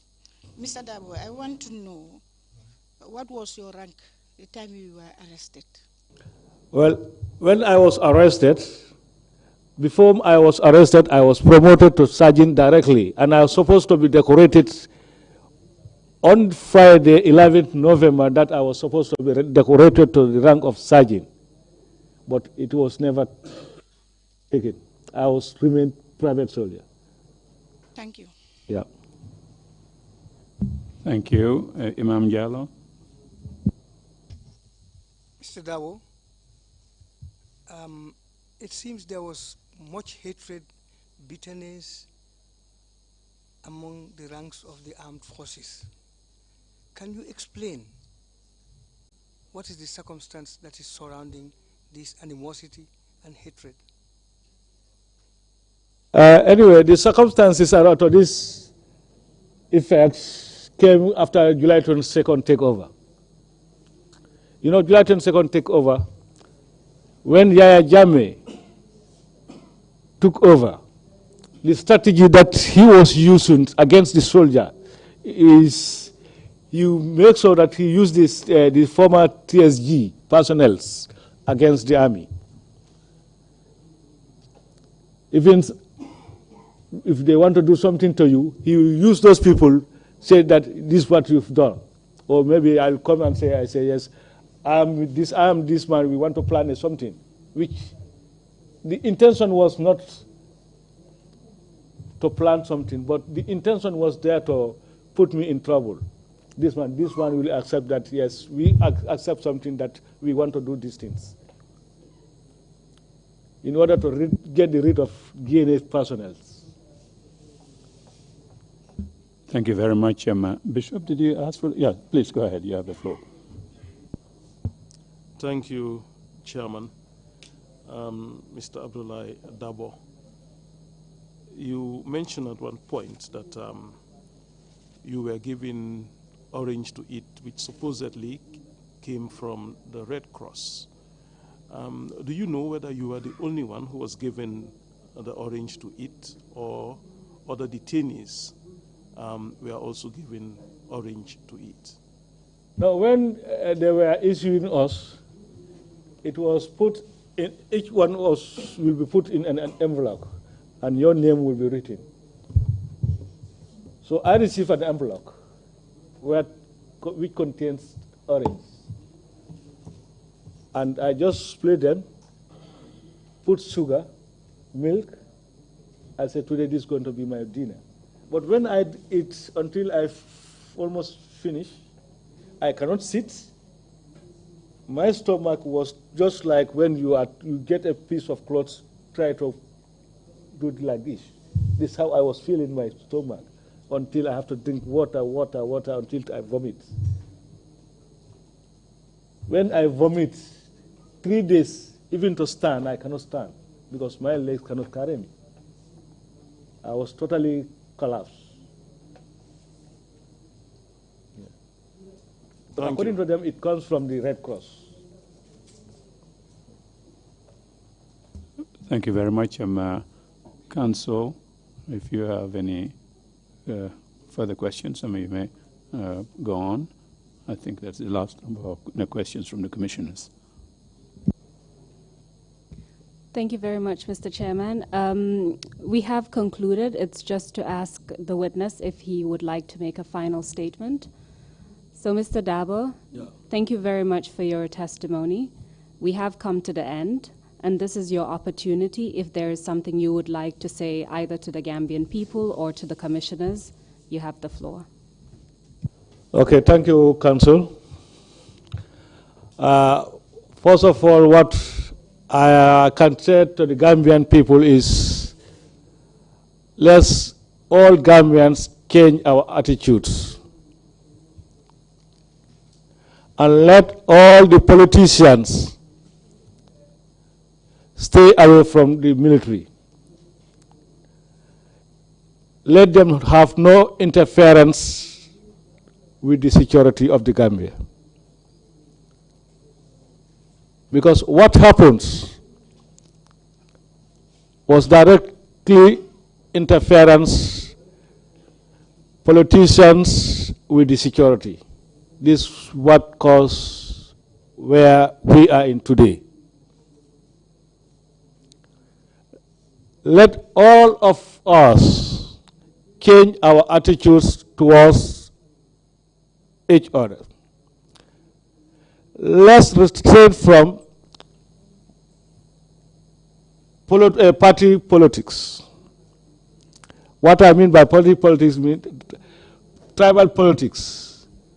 Because Gambia today, there is a tribal politics in Gambia. Whoever is saying I'm saying that there is a tribal politics in Gambia. Because I can give samples like UDP. 95% of Mandinkas are all following UDP. 95% of Fulas are all following UDC. 95% of Jolas are all following APRC. And if you can, we would stand and say there is no tribal politics in the Gambia. If we don't restrain ourselves from that, never again will fall again. And also, I'm appealing to the Commission to recommend to the Commander-in-Chief of the Armed Forces to reform GNA and the other security sectors, police, NSS and others, NIA and SIS and others. Because without reforming the security sectors, never again will come again. Intimidation, we have to be very mindful about it. If a sergeant can stand and say a word to a captain, or a sergeant can direct a general, do you think that state we can say never again will happen? We must respect each one as one Gambians. And the more we respect each other as one Gambians, that's the time I believe we can achieve never again. But if we don't be mindful about this rival politics, Gambia, never again we cannot succeed in it. The only thing we can succeed is, let's know that Gambia belongs to all. Anything that you have, I should have. Anything you see, I should see. I believe if we are united, never again slogans will be honored. But I want to be a millionaire, or I want to drive a luxury car, and I want to make sure that you are sovereign. Do you think if I have chance to get that luxury car from you, do you think I will not do it? I will do it.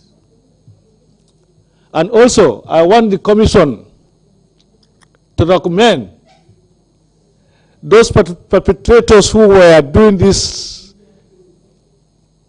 things to Gambians, fellow Gambians, illegally, should be brought to justice. Because we are sovereign, we have suffered, and we are still sovereign. And those who make our servants are seeing them driving luxury cars, holding government officials, government positions. How will we see that government? We say we've changed the government. Jammeh's government has been changed. And the same people in Jammeh's government are still in Adam Barrow's government. We, the victims, how will we see Adam Barrow's government? To me personally, I used to say that anywhere I go, since the formation of Barrow's government, I voted for him. But since the formation of his government, I never attend any of his meetings, any of his programs, because I don't have confidence in them anymore. Seeing Lantombon Tamba as the security advisor, seeing Mohamed Baji as the security advisor, seeing Alaji Kanyi as the divisional commissioners, where will our fate be? We the victims, where will we be? We suffered for the first 22 years, and we still continue suffering on the same different regimes, so-called regimes. Because I'm seeing today that Yaya Jammeh has gone, Adam Barrow has come. But the people on ground still remain.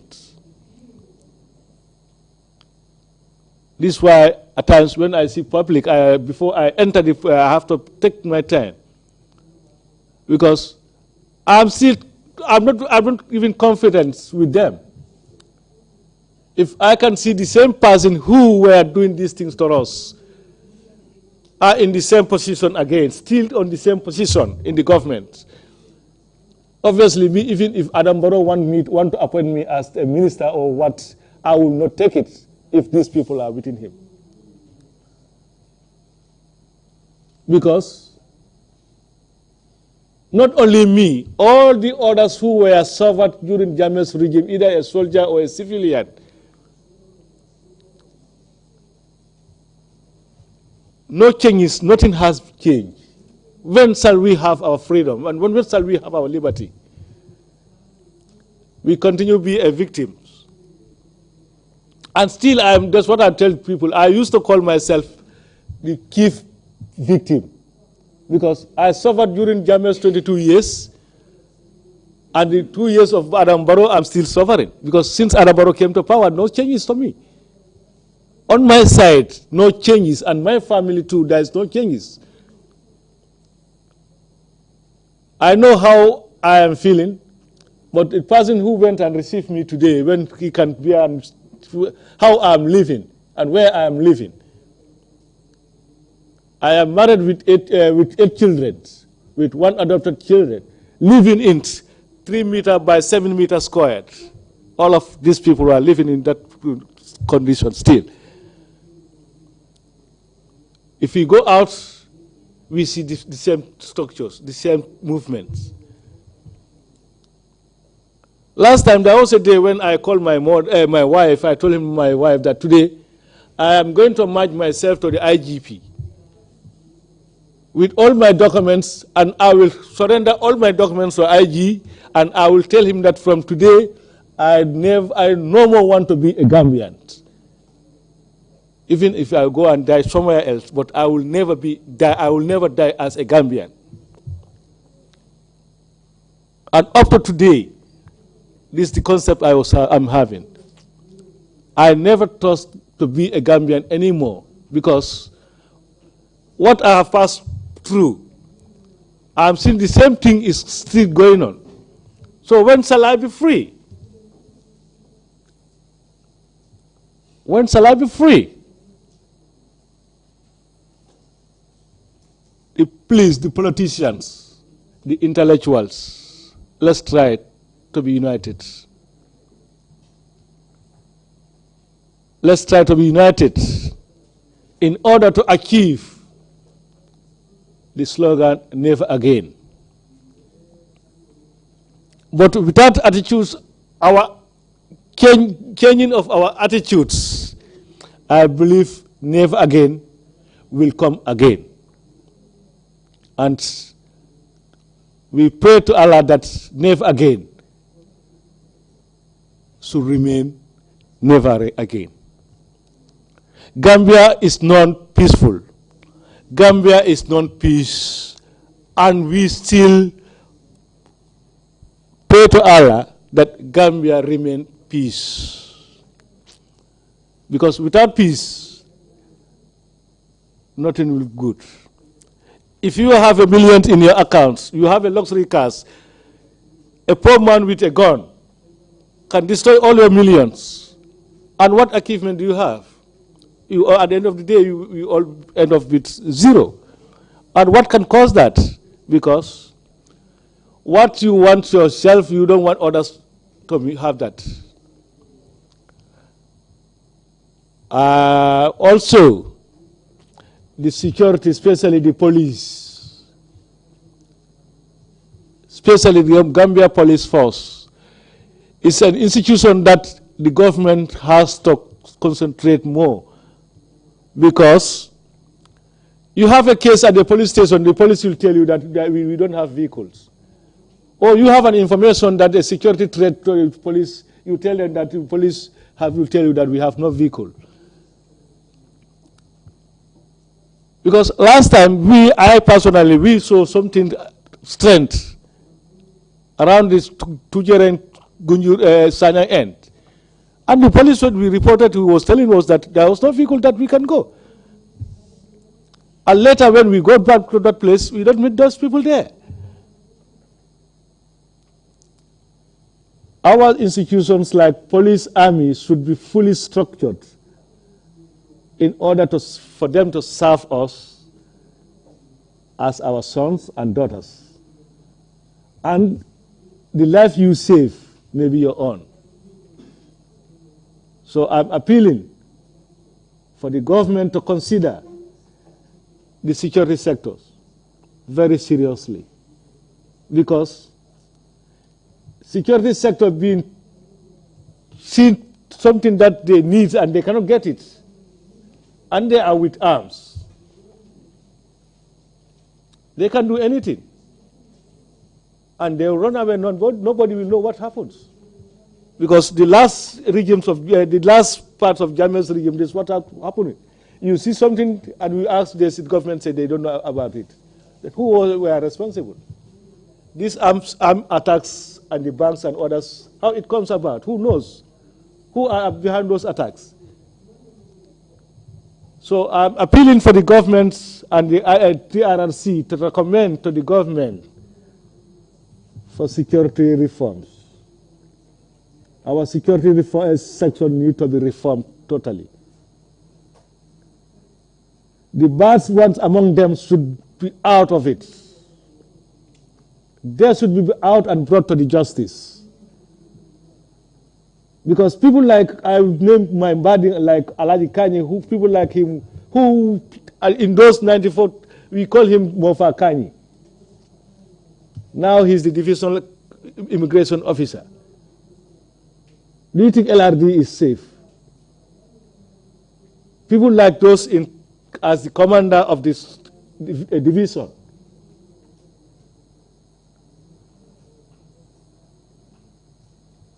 Chairman, I think I'll stop here for,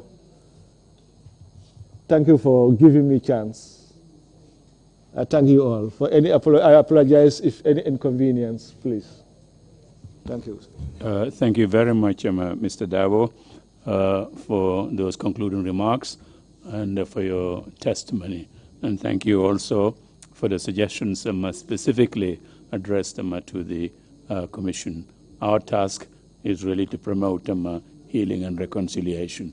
I know you've been hurt. Quite a few people have been hurt.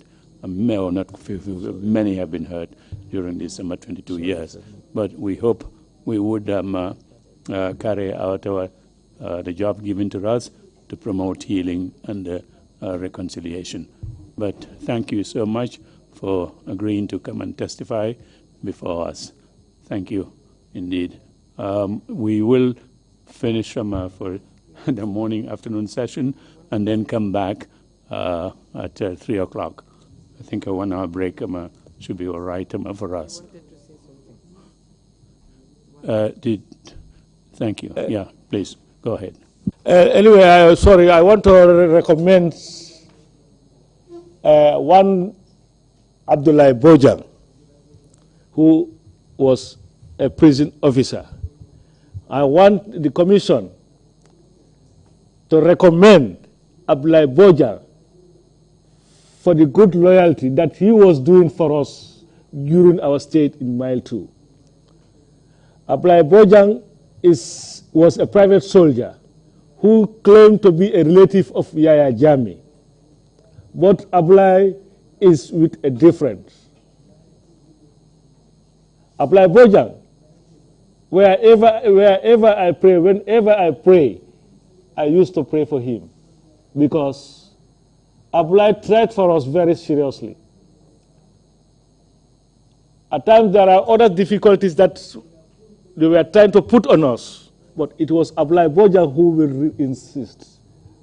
I could remember one day Abdullah Bojang stood and told his sergeant, look, you said you are a Jola, Yahya Jammeh is your relative. What type of relation do you have with Yahya Jammeh? Yahya Jammeh is my uncle. And today, if from here, I'm going to have my lunch at State House. And that's what he did. He went to State House and had his lunch there, come and join us again. He said, look, these people are human beings like us. We should treat them as how we are treating ourselves. So I cannot leave this room without recommending the Commission, Abdullah Bojang to the commissions. Thank you, sir. Thank you for that recommendation. We will meet again at 3 o'clock sharp. I hope we are ready for that session, council or the legal team. Mr. Chairman, my apologies for being absent during much of this testimony. We would endeavor to be ready. I do hope that we would not be held hostage by the technical difficulties we encountered yesterday. But indeed, we would do our utmost to ensure that we have a smooth hearing. Thank you, Mr. President. Brilliant. The meeting is adjourned. We come back at 3 o'clock sharp.